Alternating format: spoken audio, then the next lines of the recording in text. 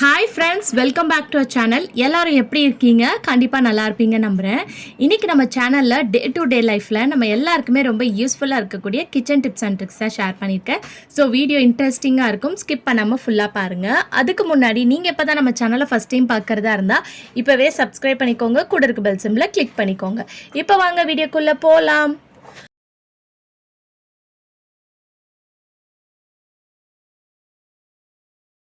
First tip என்னன்னு பார்க்கலாம்.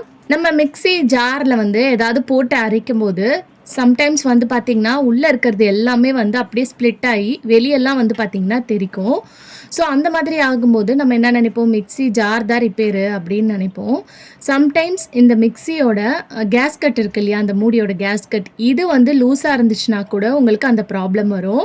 So இதுக்கு வந்து நீங்கள் கேஸ்கட்டெல்லாம் சேஞ்ச் பண்ணணுன்ற அவசியம் கிடையாது. நீங்கள் ஒரே ஒரு மெத்தட் மட்டும் பண்ணாலே போதும். நீங்கள் அரைக்கும் போது எந்த ஒரு பொருளும் வந்து வெளியே வராது. ஸோ நீங்கள் மிக்ஸி அரைக்கிறதுக்கு முன்னாடி ஒரு 10 நிமிஷம் இல்லை ஒரு 5 நிமிஷத்துக்கு முன்னாடி ஃப்ரீசரில் வந்து இந்த மூடி அப்படியே கொண்டு போய் வச்சுருங்க. இந்த மாதிரி வச்சுட்டு அதுக்கப்புறம் நீங்கள் எடுத்து யூஸ் பண்ணிங்கன்னா உங்களுக்கு அந்த கேஸ்கட் வந்து பார்த்திங்கன்னா லூஸாக இருக்கிறது வந்து நல்ல க்ரிப்பாக டைட்டாக ஆயிரும். உடனே உங்களுக்கு நல்ல டிஃப்ரென்ஸ் தெரியும். அந்த மூடியை வந்து ஜாரில் நீங்கள் போடும்போதே வந்து பார்த்திங்கன்னா ஃபஸ்ட்டு வந்து லூஸாக இருந்தது இல்லையா, இது வந்து எப்போவுமே இந்த மாதிரி திருப்பி தான் வைக்கணும். அப்போ தான் வந்து உங்களுக்கு அந்த கேஸ்கட் வந்து நல்லா வந்து பார்த்திங்கன்னா டைட்டாக க்ரிப் ஆகும். இப்போ வந்து நான் உங்களுக்கு க்ளோஸ் பண்ணி காட்டுறேன் பாருங்கள். நல்லா உங்களுக்கு ஒரு க்ரிப்னஸ் இருக்கும். அது நல்லா அதோட ஃபிக்ஸ் ஆகி உங்களுக்கு கேப்பே இல்லை பாருங்கள். ஸோ இந்த மாதிரி கேப் இல்லைனா நீங்கள் எந்த ஒரு பொருளை அரைச்சாலுமே அது வந்து ஸ்ப்ளிட் ஆகி உங்களுக்கு வெளியே வராமல் இருக்கும். ஸோ கண்டிப்பாக ட்ரை பண்ணி பாருங்கள். அடுத்த டிப் என்னன்னு பார்க்கலாம். நம்ம புதுசாக இந்த மாதிரி சீப்பெல்லாம் வாங்கும்போது வந்து பார்த்திங்கன்னா வாரும்போது தலையெல்லாம் வந்து பார்த்திங்கன்னா முடியெல்லாம் வந்து அப்படியே வலிக்கிற மாதிரி இருக்கும். ஏன்னா அந்த சீப்போட கார்னர் எட்ஜஸில் வந்து கொஞ்சம் ஷார்ப்பாக இருக்கும். ஸோ அந்த மாதிரி ஷார்ப்னஸ் இருந்துச்சுன்னா பசங்களுக்கும் முடி வாரும்போது வந்து பார்த்திங்கன்னா ரொம்ப வலிக்குதுன்னுவாங்க. ஸோ அதுக்கு இந்த டிப்பை ஃபாலோ பண்ணிக்கோங்க.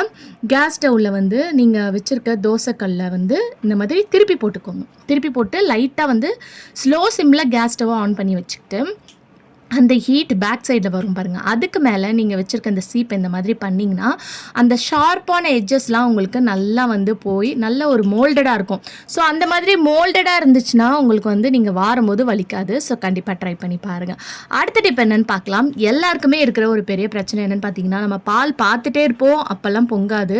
பட் லைட்டாக இந்த சைடு ஏதாவது வேலை செய்கிறதுக்கு திரும்பணுன்னா டக்குன்னு பொங்கிடும். ஸோ அதுக்கு இந்த டிப்பை ஃபாலோ பண்ணிக்கோங்க. நம்ம வீட்டில் தோசை கரண்டி, ஜல்லி கரண்டிலாம் வச்சுருப்போம். ஸோ அதை இது மேலே வச்சிட்டிங்கன்னா எவ்வளோதான் பால் நல்லா பாயில் ஆகி பொங்கி மேலே வந்தாலும் அப்படியே வந்து பார்த்திங்கன்னா அது அடங்கி உள்ளே போயிடும். ஸோ கண்டிப்பாக இதையும் ட்ரை பண்ணி பாருங்கள். அடுத்த டிப் என்னன்னு பார்க்கலாம். நம்ம இந்த மாதிரி சாத்துக்குடி, ஆரஞ்சுலாம் வந்து ஜூஸ் வந்து ஜூஸரில் வந்து வச்சு பிழிவோம். அப்படி இல்லைனா நம்ம நார்மலாக கையில் வந்து வச்சு பிழிகிற மாதிரி கூட ஜூஸ் இருக்குது. சப்போஸ் வந்து கரண்ட் இல்லை, நீங்கள் வந்து ஜூஸ் பிழியணும் அப்படின்னு நினச்சிங்கன்னா இந்த டிப் வந்து உங்களுக்கு ரொம்ப ஹெல்ப்ஃபுல்லாக இருக்கும். ஸோ அதுக்கு ஒரு கிண்ணம் வச்சுட்டு அதில் இந்த சாத்துக்குடிக்கு ஏற்ற மாதிரி அதுக்கு ஏற்ற மாதிரி ஷேப்பான ஒரு கிளாஸ், சின்ன கிளாஸாக பார்த்து எடுத்துக்கோங்க. இருக்கிறதுலே பசங்களோட கிளாஸ்லாம் இருக்கும்ல குட்டியாக, அதை வந்து இந்த மாதிரி கவுத்து வச்சுட்டு அதுக்கு மேலே நீங்கள் இந்த மாதிரி பண்ணிங்கன்னா அழகாக உங்களுக்கு அதுக்கு கீழே வந்து பார்த்திங்கன்னா ஜூஸ் வந்து கலெக்ட் ஆயிரும். இன்னும் சாத்துக்குடியை விட ஆரஞ்சுலாம் இருந்துச்சுன்னா அதில் வந்து அதோட லிக்விட் ஈஸியாக உங்களுக்கு கலெக்ட் ஆயிரும். ஏன்னா இந்த அளவுக்கு ஹார்ட்னஸ் வந்து அதில் இருக்காது இல்லையா. ஸோ ஆரஞ்சுலாம் நீங்கள் பிழியும் போது இந்த மாதிரி பிழிஞ்சிங்கன்னா ஈஸியாக உங்களுக்கு அந்த ஜூஸ் வந்து அந்த கிண்ணத்தோடு வந்து பார்த்திங்கன்னா கலெக்ட் ஆயிரும். ஸோ என்னைக்காவது இந்த டிப் கண்டிப்பாக உங்களுக்கு யூஸ்ஃபுல்லாக இருக்கும். நம்ம வீட்டில் கரண்ட் இல்லை உங்ககிட்ட ஜூஸரே இல்லைனா கூட நீங்கள் இந்த டிப்பை ஃபாலோ பண்ணி நீங்கள் அழகாக சாத்துக்குடியோ ஆரஞ்சோ ஜூஸ் வந்து பிழிஞ்சு எடுத்துடலாம். ஸோ இந்த மாதிரி சின்ன சின்ன டிப்லாம் தெரிஞ்சு வச்சுட்டிங்கன்னா கண்டிப்பாக என்னைக்காவது ஒரு நாள் இந்த டிப் உங்களுக்கு ரொம்ப யூஸ்ஃபுல்லாக இருக்கும். ட்ரை பண்ணி பாருங்கள். அடுத்த டிப் என்னன்னு பார்க்கலாம். நம்ம கேஸ் ஸ்டவ்வில் பர்னர் க்ளீன் பண்ணுறதுக்கு பர்னர் எடுத்தோன்னா சில பர்னர் வந்து பார்த்திங்கன்னா நம்ம சமைக்கிற அழுக்கெல்லாம் போய் அப்படியே ஜாம் ஆகி வந்து பார்த்திங்கன்னா ஒட்டிக்கும். ஸோ அதுக்கு வந்து இந்த மெத்தடை ஃபாலோ பண்ணிக்கோங்க. இதுக்கு முன்னாடி நீங்கள் இந்த டிப் பண்ணுறதுக்கு முன்னாடி கீழே வந்து சிலிண்டரை வந்து ஆஃப் பண்ணிடுங்க. ஸோ அந்த கேஸ் ஸ்டவ்வுக்கு கீழே ஒரு அகலமான பிளேட் வந்து வச்சுக்கோங்க. வச்சுட்டு இந்த பர்னருக்கு மேலே வந்து பார்த்திங்கன்னா நல்லா சூடாக இருக்கக்கூடிய தண்ணியை ஊற்றணும். இந்த மாதிரி ஊற்றும் போது அதுக்குள்ளே ஏதாவது அடைப்பு ஜாமால் அது அப்படியே பர்னர் ஃபிக்ஸ் ஆகிருந்துச்சுன்னா உங்களுக்கு வந்து ஈஸியாக வந்து வந்து நீங்கள் எடுத்துடலாம். இப்போ இந்த சுடு தண்ணி ஊற்றுனதுக்கப்புறம் இந்த மாதிரி ஏதாவது ஒரு டூல் எடுத்துகிட்டு அதை லைட்டாக இந்த மாதிரி எடுத்து விட்டிங்கன்னா உங்கள் கையோடு ஈஸியாக வந்து நீங்கள் எடுத்துக்கலாம். நம்ம கேஸ் ஸ்டவ் எப்படி க்ளீன் பண்ணுறோமோ அதே மாதிரி பர்னரையும் க்ளீன் பண்ணணும். இல்லைனா உங்களுக்கு கேஸ் வந்து ரொம்ப வந்து பார்த்திங்கன்னா வேஸ்ட் ஆகும்.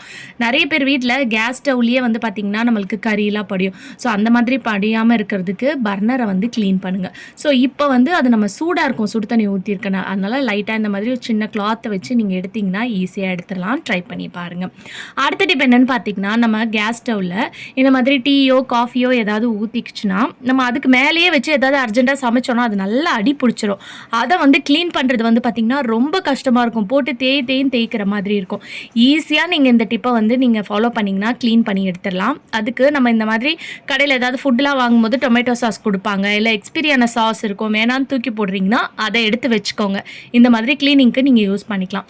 இப்போ இந்த சாஸை வந்து அந்த பிளேட்டில் வந்து இந்த மாதிரி நல்லா போட்டு ஸ்ப்ரெட் பண்ணி விட்டுருங்க.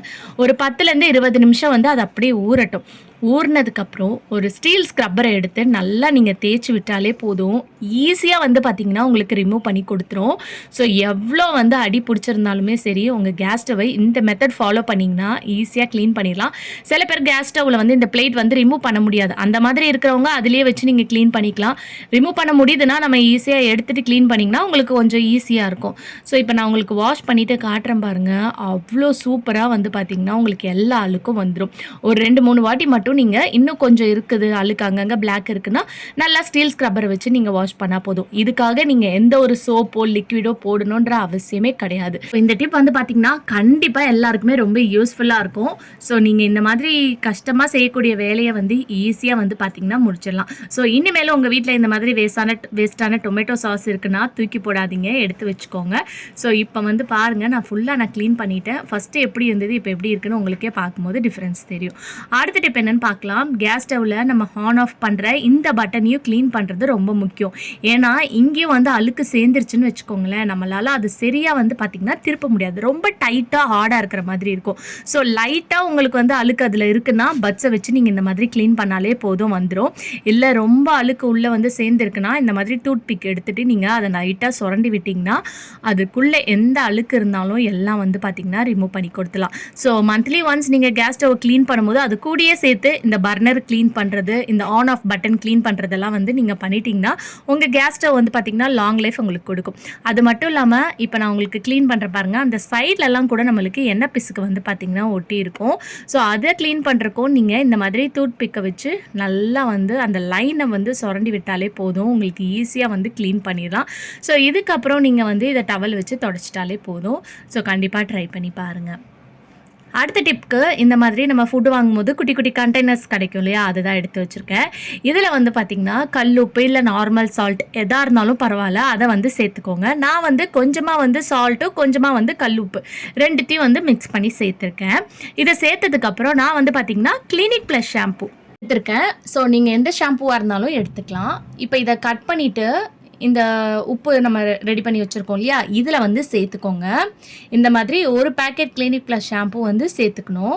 இது சேர்த்ததுக்கப்புறம் இது கூடிய வந்து நம்ம வீட்டில் லவங்கம் இருக்கும், அந்த லவங்கத்துலேருந்து ஒரு 4லேருந்து 5 லவங்கம் வந்து சேர்த்துக்கோங்க.